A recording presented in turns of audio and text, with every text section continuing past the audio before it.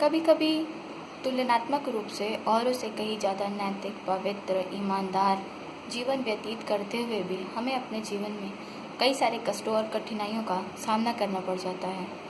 तब हमारे मन में एक प्रश्न उठता है कि यदि मैं दूसरों से बेहतर हूँ तो ईश्वर मेरे साथ ऐसा क्यों कर रहा है।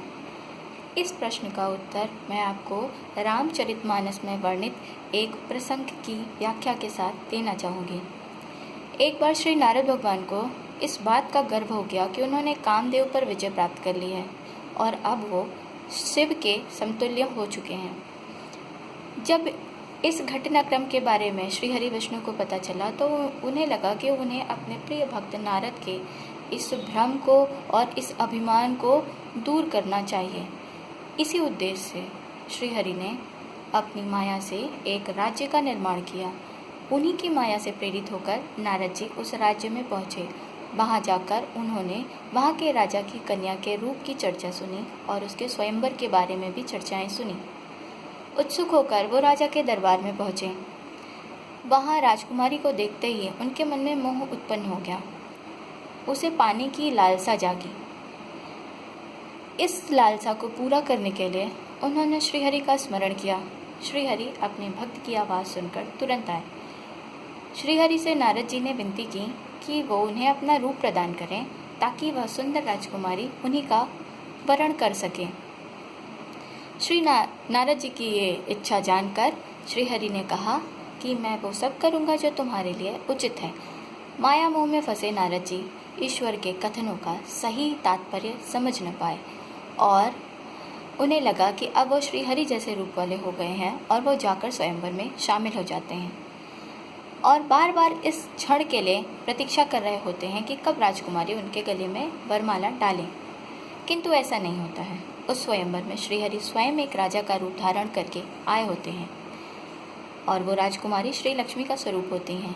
राजकुमारी श्रीहरि का वरण करती हैं और वो दोनों अपने धाम को जाने लगते हैं। उस समय श्रीहरि ने नारद जी को वानर का रूप प्रदान किया था।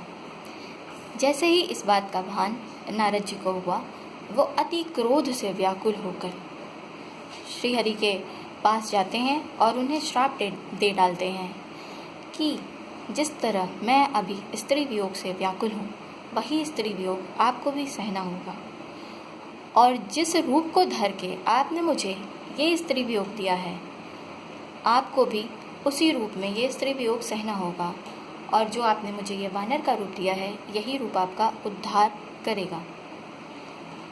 इसी श्राप के फलस्वरूप श्रीहरि श्री राजा राम के रूप में अवतार लेते हैं, सीता माता का वियोग सहते हैं और वानर सेना द्वारा उनकी सहायता की जाती है।